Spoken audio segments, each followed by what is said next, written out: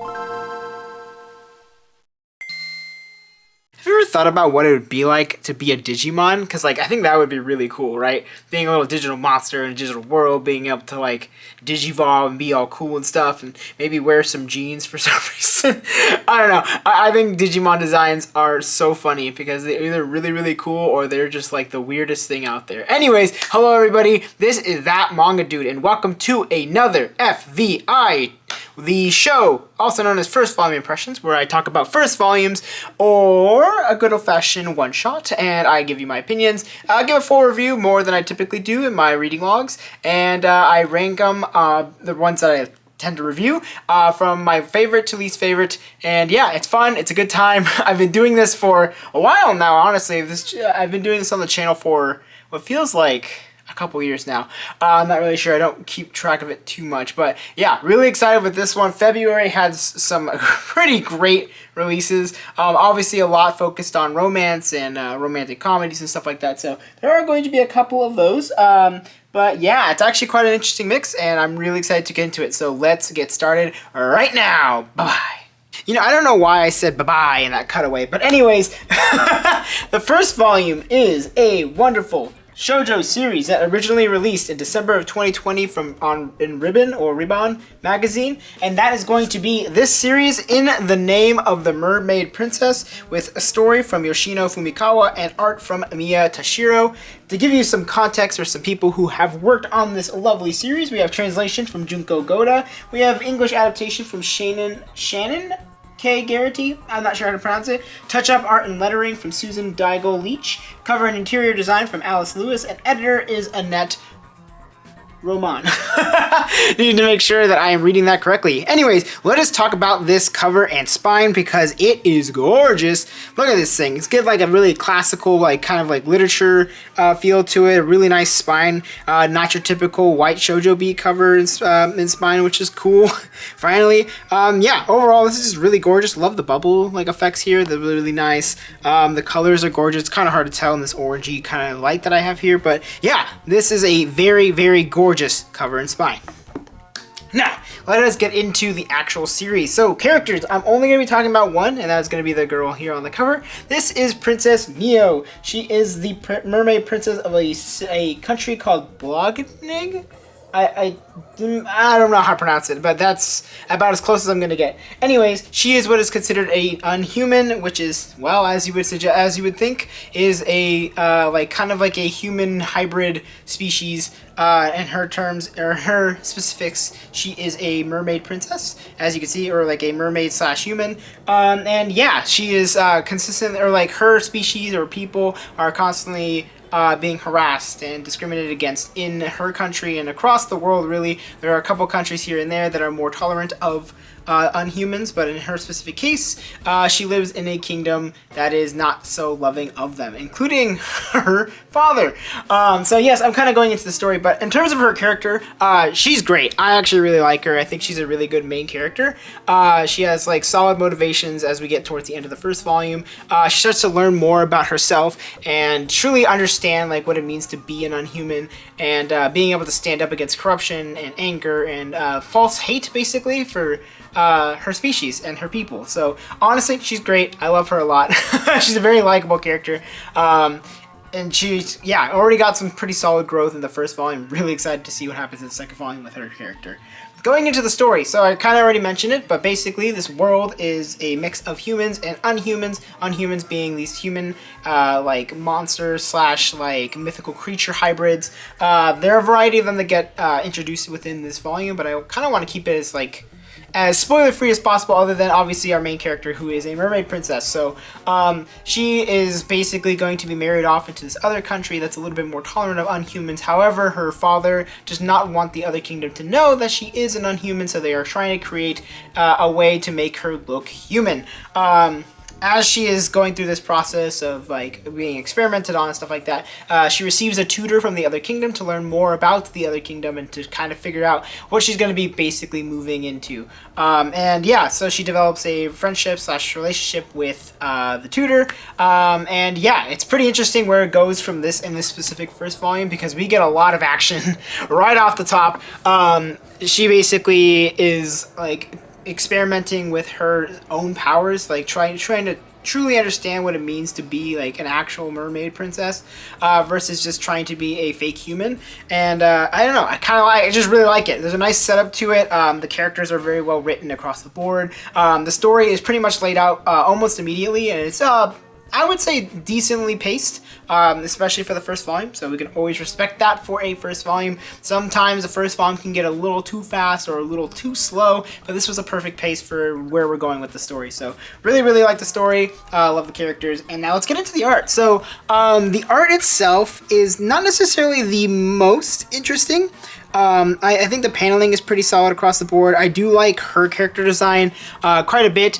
Yeah, some of the other character designs are just fine. I'm not neither near the here nor there. I'm not really blown away by any of them except for her and the tutor, I guess. And obviously some of the other Unhumans that are introduced. But overall, yeah, I think the art's pretty good. I think people will find enjoyment in it. It is cute, and it has some pretty solid backgrounds as well. So overall, yeah, I would say this is a pretty good first volume.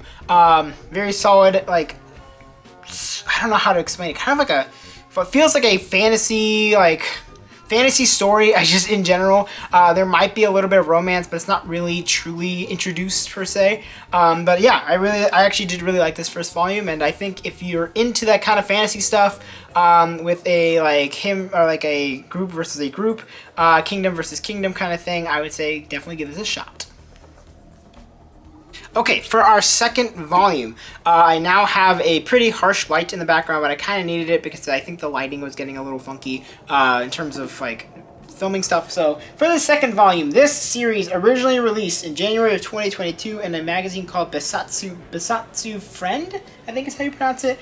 But that is going to be this series here, Gazing at the Star Next Door from Amitsu. So yeah, let me give you some background for this. Translator is Nicole Frasick. Letterer is Liz Blakesley, or Liz Blakesley. Editor is Vanessa Tenasas. Managing editor is Alana Roos, and production manager is Angela Zurlo. All right, let us talk about this spine and this cover. So this cover, I kind of like it. I like how simple it is. I do like the really cute like pink here. Yeah, just pretty solid across the board. I really love the colors that they used for the main characters here. But this spine is egregious. Absolutely foul. What is this? This is like the most basic font that they could have used. Like, they honestly, I would have been happy if they had used the font that they used for the title on the front cover on the spine, but they used like just super basic like font, and I'm just not happy. I'm not happy with it at all. It really bothers me. The back cover is fine. It looks decent. We got more cute like character stuff. So yeah, overall, this spine and cover, I think the spine is great. But man, the cover is great. The spine is just, man, it just feels so boring. And this doesn't look very interesting, and I'm kind of like, it just sucks because I feel like it could have been a lot better. But anywho, just to show you some cool stuff that comes with it, you get to these cute little color pages here on the front, made with like a different kind of paper, so it's a little bit smoother. Just a random little note that I wanted to give you there. Anyways, we have two characters we're going to talk about here, and one of them is Chiaki, and that's going to be the girl here on the right side. So she is the female lead. She's very caring, very much like... She's awesome. I don't know. I love her a lot. She's super blunt. Will always just say what's on her mind. Will furiously defend Subaru, who's the main lead here, in a variety of ways. But that's because she just really cares about him. Really cares about people in general, specifically people she's close with. As something that happens within the story, there's some drama. But overall, I really like her character. I think she's great. And then Subaru, who is the male lead, so he is a model turned actor, or a model who is dabbling in acting, but he appears to be like an aloof person. He like sleeps a lot, and he kind of needs to be awoken by somebody in order to get moving, usually Chiaki, for instance. But honestly, he's a really kind person, really cares about Chiaki, and overall is just like really passionate, really hardworking, really cares about what he's doing, doesn't matter what it is, and you love that for him. He's great. He's a great guy. Overall, these two characters are awesome, and I'm really excited to see where their friendship/relationship goes as we move throughout this series. But story, story's pretty straightforward. I mean, they are childhood friends. Obviously, she's like just a high school girl, and her friend here, Subaru, is a model, so he's very famous, and people are always like, oh my gosh, Subaru, blah, blah, blah, and Chiaki's like, man, I kind of have a crush on him, but I don't really want to admit that because it's like, be weird, or at least that's what she thinks, but yeah, it's cute. I don't know, it's a really cute little rom-com series. There are a lot of funny moments, a lot of really serious moments too, just a lot of nice, tender, heartwarming moments as well. It's got a good mix of just like really good writing and some solid characters across the board. Even the bad characters, or what do we want to call them, are like very well written, so you're just like, yeah, I just wish she would just go away.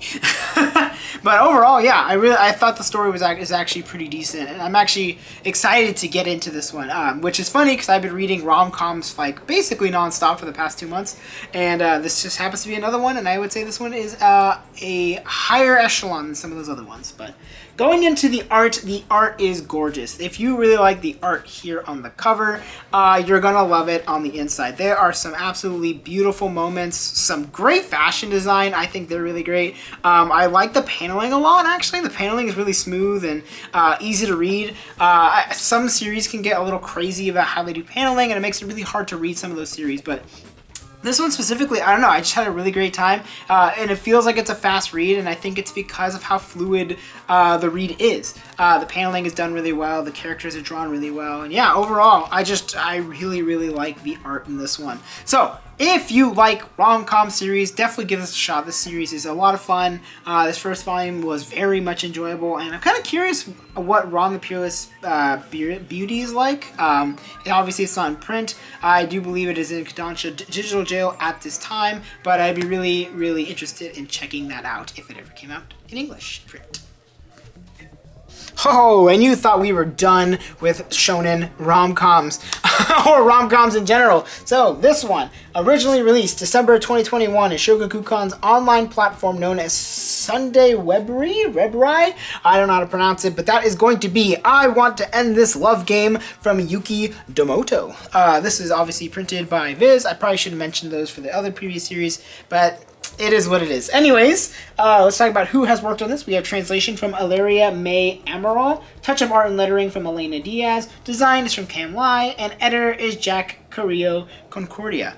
So, let's talk about this spine and cover. So this is a not so interesting cover and spine. Honestly, I'm not gonna lie. I don't like this this cover specifically. I think it's not a very good testament to how good the art is. Actually, I actually really like the art in the manga itself, but this spine this cover just feels kind of weird. I don't know how to explain it, but maybe I'll get more into in the art. The spine is fine. It's just the girl on the front cover and then some pretty simple font, but at least they kept it consistent with the front. And yeah, the back cover is also cute as well. So nothing super interesting. I think this might be one of the weaker casts, I would say, in terms of spines and covers, but this one is okay. I think it's fine. Now, let's get into our characters. We have 2 of them in this one, so we're going to talk about the 2 characters on the cover. We have ourselves Yukiya Asahi. He is the male lead. This guy right here, he's very quiet, introvert. Never really had a lot of friends other than her, other than our female lead, who I will get into in just a bit. But he tends to kind of go with the flow. He tends to like things if someone else likes it, but then starts to develop his own habits and loves and wants and enjoyment out of things that he has tried out before. So he's a really big gamer. Which I hate using that term, but yeah, he really likes video games, he really likes playing with video games, and he really likes hanging out with our female lead, who is Miku Sakura. So she is our female lead, like I mentioned. She is an extrovert who loves teasing our boy, Yukiya Asahi. She is fun-loving, just enjoys hanging out, playing games, just, getting dressed, and I don't know, she's awesome. I like these two. Like in terms of their dynamic, they're very funny, but I think I prefer the female lead over the male lead. I think the male lead is kind of whatever, not really my thing. I think I'm not necessarily tired of the quiet introvert, but I've seen it a lot, so I'm not usually blown away unless there's like some really cool character writing for him, and his writing's fine. I actually prefer her a lot more. So let's go into the story. Basically, our two leads Yukiya and Miku have been playing this game called The Love Game, as the name suggests, where they try to say I love you, or try to flirt, or try to be goofy, and try to get the other person to kind of be like squeamish, or kind of be like taken aback by what they said, and whoever does first is the loser. So the funny thing is that they both actually do really like each other, some might say love, but they don't want to admit it to one another because they're stuck playing this game. They're stuck in this like kind of loop of playing this game, even though they both really like each other and would like to date. So the premise is kind of silly. Obviously the overall story is kind of silly, but yeah, I think there's some like nice little start to the beginning of their budding relationship, at least in terms of our perspective. I do like where the story has ended at the end of the first volume. I do like how some of these characters have been characterized. And hopefully I start to like the male lead a little bit more, because obviously he is integral to this story. Now, in terms of the art, I think the art is pretty solid. I like the character designs. I think some of the paneling is really nice too. Like this, I didn't even mean to flip through this, but I think this is one of the best in the volume. I think it's really good. I think the artist draws backgrounds really, really well, which I always appreciate. I'm a big background person. And yeah, the character designs are really nice. And like I don't know, there's something about how charming the manga is versus the cover. The cover just looks weird, but the art just looks so much cuter and better like in the actual volume. So yeah. If you want a shonen rom-com akin to like every other shonen rom-com that is currently coming out, give it a shot. I think you'll enjoy it. Is it better than any of those other ones? Maybe not, maybe yes. In some areas, yes. In some areas, no. But yeah, this one is decent, and I'm interested to read the next volume. Alright, coming into our last volume, that is going to be originally releasing on Twitter of all places in March 2022, but eventually was released in a magazine, which is Square Enix's monthly big Gangans in August of 2022, and that is going to be one of my hyped releases for 2024, Smoking Behind the Supermarket with You from Janushi. So let's talk about our translators and everybody else. We have translation from Amanda Haley, we have lettering from Kyla Aiko, we have cover design from T. Collier, I think it's Ty, it could be T. And editor is Jennifer Sherman. Now, let us talk about this cover and spine, because this one is so much better than all the other ones, except for maybe In the Name of the Mermaid Princess. The other two, definitely not as cool as this one. This spine is gorgeous. I just need to show you this. Look at that. It's gorgeous. The smoke from their cigarette smoking is flowing into the cover, or on the cover into the spine. The colors are beautiful. They really pop out. Orange and blue. Mwah! Molto bene. Very smart. And yeah, it's just a really nice cover. I really like this cover. I really like this back cover. It's gorgeous. And yeah, this is great. I absolutely love it. Now, I'm only going to talk about one of the characters, and that is going to be Sasaki. So Sasaki is the male lead.